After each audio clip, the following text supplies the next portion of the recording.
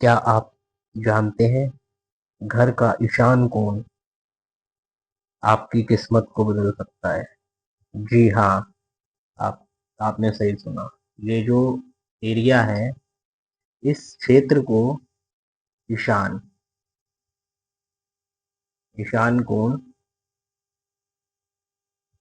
कहा जाता है, यानी कि नॉर्थ ईस्ट की दिशा।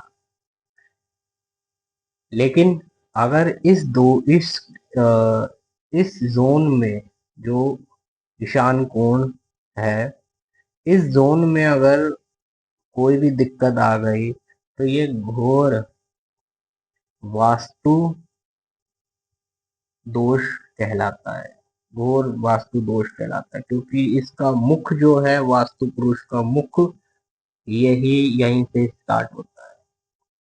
तो दोस्तों, यहाँ की विशेषकर ध्यान देना बहुत ज्यादा जरूरी है, क्योंकि यहीं से ही आपके वास्तु दोष शुरू होते हैं। ग्रह के तो और जगह से भी वास्तु दोष होते हैं, मगर ये जगह वेरी इंपॉर्टेंट है। चाहे बच्चों के लिए हो या बड़ों के लिए हो, या पढ़ने वाले छोटे से बच्चों के लिए भी क्यों ना हो, तो विशेषकर ध्यान देना चाहिए। क्योंकि पढ़ाई में बच्चे का मन नहीं लगेगा तो पढ़ाई से दूर होता चला जाएगा और दूसरी संगति में पहुंच जाएगा। इसी प्रकार ध्यान नहीं लगना, ध्यान भटकना, ये सारा का सारा ईशान कोण से ही उत्पन्न होता है। तो दोस्तों, चलते हैं, शुरू करते हैं। आप आज इसके बारे में डिस्कस करते हैं। तो दोस्तों, मैं हूं विवेक जोशी। कई शास्त्रों में कहा गया है कि ईशान कोण के स्वामी आशुतोष भगवान शिव है। इनके जो स्वामी हैं,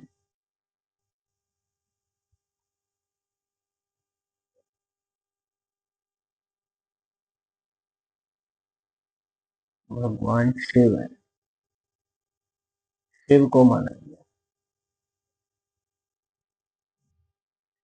इनके जो स्वामी है वो भगवान शिव है। तो दोस्तों, और जो ग्रह हैं यहाँ के, वो है गुरु। गुरु यहाँ के ग्रह हैं। तो ये क्षेत्र इसलिए बलवान हो जाता, और यहाँ के पे निवास भी भगवान का ही माना जाता है। सबसे बड़ा निवास स्थान जो माना गया है घर में, वास्तु के अकॉर्डिंग, वो घर के ईशान कोण में ही माना गया है। यहाँ पे बैठ के दोस्तों, आप इस दिशा में पूजा घर होने से व्यक्ति जब पूजा आराधना और उपासना करता है तो उसे जरूर ही भगवान का आशीर्वाद प्राप्त होता है, और उसकी चिंता, भय, शोक आदि समस्त विकार दूर हो जाते हैं। इस स्थान पर व्यक्ति बैठकर जिस किसी उद्देश्य से सच्चे दिल या मन से किसी भी मंत्र का जप करता है, तो उसे ईश्वरीय शक्ति के या आशीर्वाद शीघ्र ही मिलता है।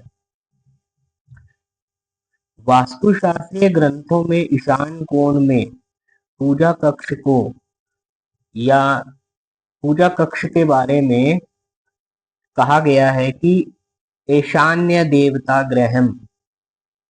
जी हाँ दोस्तों, ईशान्य देवता ग्रहम। वास्तुशास्त्री आचार्यों ने घर के मंदिर यानी पूजा घर का निर्देश दिया। यहाँ बैठकर व्यक्ति इस सृष्टि, जो कि इस सृष्टि के संसार के जो स्वामी है, मालिक है, भगवान शिव है, जिसकी भी आप आराधना करते हैं, उसकी आप यहाँ पे बैठ के अगर आप सच्चे दिल से पूजा करेंगे, प्रार्थना करेंगे, तो वो मनोकामना शीघ्र ही पूरी होगी। तो यहाँ के बारे में हमें ऋषि मुनियों ने बताया गया है। और यहाँ पे जो भी सुबह की जो प्राणदायिनी वायु जो हमारे घर के अंदर प्रवेश करती है, जितनी भी हम यहाँ पे खिड़की होना बहुत जरूरी है दोस्तों, इस बात का विशेष ध्यान दीजिएगा। इन क्षेत्रों में खिड़कियां होना बहुत जरूरी है। अगले वीडियो में या आगे आने वाले वीडियो में मैं इस बारे में डिस्कस करूंगा कि मुख्य दरवाजा कौन सी दिशा में होना चाहिए? मुख्य दरवाजा हमेशा पूर्व की तरफ होना चाहिए। और मैं इसके बारे में भी चर्चा विस्तार से बताऊंगा कि हमारे ऋषि मुनियों ने कहाँ क्या बताया गया था, और बिल्कुल सटीक बताऊंगा, जो जो लिखा हुआ वही बताऊंगा, कोई इधर उधर की कहानी नहीं रचूंगा। तो दोस्तों आज हम पूजा घर के बारे में पढ़ रहे हैं, तो आज हम इसके बारे में जानते हैं। तो यहाँ से जो शुद्ध वायु जो घर के अंदर प्रवेश करती है, वो पूरे घर को पवित्र करती है। ये विशेषकर ध्यान दीजिएगा दोस्तों। दोस्तों आगे बढ़ते हैं।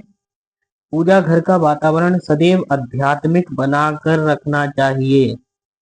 वहां कोई भी गलत प्रधान वस्तु नहीं होनी चाहिए। जिस तरीके की कोई भी गलत प्रधान वस्तु वहां पर अगर कोई भी इस क्षेत्र में कहीं भी पड़ी है, गलत चीज, आप ध्यान देना अपने घर के अंदर, उन चीजों को तुरंत वहां से हटा देना। कोई गंदगी हो या कुछ भी हो, कूड़ा कबाड़ हो, वहां वहां से हटा देना, नहीं तो वो आपके दिमाग को भोग विलास या आदि अन्य चीजों में ले जाएगा आपके दिमाग को।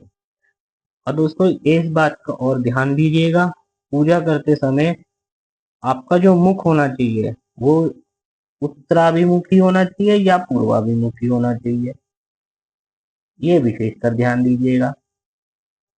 क्योंकि ईशान कोण में ही आप देव प्रतिष्ठा करेंगे, तो आपका मुख तो ऑब्वियसली आपका मुंह या तो पूर्व की तरफ जाएगा या उत्तर की तरफ जाएगा।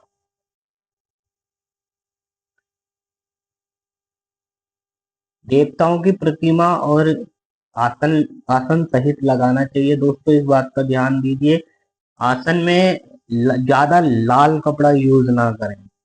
लाल से रिलेटेड जितना भी कपड़ा है, उसे यूज ना करें। हाँ आप येलो कर सकते हैं, उसमें कोई दो राय नहीं है। आप येलो येलो यूज कर सकते हैं, गुरु की पॉजिटिव एनर्जी आती है उससे।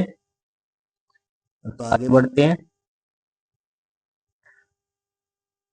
पूजा घर में हल्का कलर होना चाहिए। यहाँ पर कोई डार्क कलर नहीं होना चाहिए, हल्का लाइट कलर होना चाहिए। इसका विशेषकर ध्यान दीजिए। ऑफ वाइट यूज कर सकते हैं, उससे बेटर कोई हो नहीं सकता है। और दोस्तों आगे बढ़ते हैं। पूजा घर में पूजन सामग्री, जो आपकी पूजन सामग्री या भगवान जी की किताबें होती है, वो एक छोटी सी अलमारी या किसी भी आप जिसमें भी आप उचित समझो उसको एक स्थान निर्धारित कर दीजिए। जैसे कि आपने ये वॉल है आपकी, आपने यहाँ पे एक मंदिर बनाया छोटा सा, तो यहाँ पे कोने में ये हो गई आपकी पश्चिम की वॉल, ये हो गई आपकी दक्षिण की वॉल। या तो आप दक्षिण की वॉल पे लगाएं या आप लगाएं पश्चिम की वॉल पे, इसका ध्यान दीजिए। ठीक है, आगे बढ़ते हैं दोस्तों। पूजा करते समय दीपक, हाँ जी, ये तो महत्वपूर्ण है दोस्तों। जब भी आप पूजा कर रहे हो, दीपक जला रहे हो, आरती कर रहे हो, आरती को हमेशा आप उत्तर की लो जो जलती है वो अग्नि, अग्नि का तत्व कहलाता है। और अग्नि कहाँ का है? दक्षिण, साउथ ईस्ट, पूरब। ठीक है दोस्तों, इसका विशेषकर ध्यान दीजिएगा। और दोस्तों एक बात का और ध्यान दीजिएगा, इस पूरे क्षेत्र में सफाई का बिल्कुल ध्यान दीजिएगा।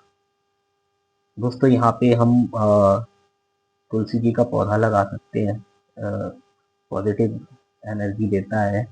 दोस्तों यहाँ पे हम थोड़ा सा अगर हो सके तो थोड़ा सा खुशबूदार कुछ भी यहाँ पे लगा दें, या आप यहाँ पे परफ्यूम लगा दें खुशबू के लिए, पॉजिटिव एनर्जी के लिए।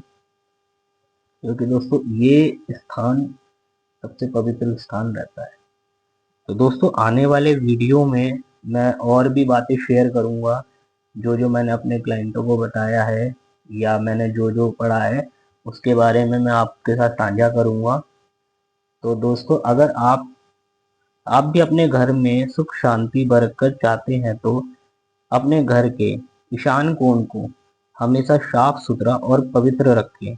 मुझे कमेंट में बताएं कि आपका मंदिर किस दिशा में है और कहाँ पर। चाहे आपका घर छोटा हो या बड़ा हो, डज मैटर, मैटर नहीं करता है कि आपका घर कितने बाई कितने का है। आप चाहे बड़ा मकान, डज मैटर, ये मैटर नहीं करता कि आपको मंदिर बड़े घर में मंदिर कहाँ लगाना है। आपका अगर एक कमरा भी है तो आप उसको डिवाइड कर लीजिए। मैं आपको वो भी समझा दूंगा आने वाले टाइम में कि आपको कैसे करना है, कि आपको मोबाइल कंपास से कैसे यूज करना है। अगर आपके पास तरीके का कंपास है तो आप ये कैसे यूज करना है ये भी मैं बता दूंगा आपको। बाकी चीज की चीजें भी मैं आपको समझा दूंगा, सारी चीजें आपके साथ साझा करूंगा। तो दोस्तों मुझे आज्ञा दीजिए, मैं चलता हूँ, और आगे आने वाली वीडियो में मैं आपके साथ भी शेयर करूंगा।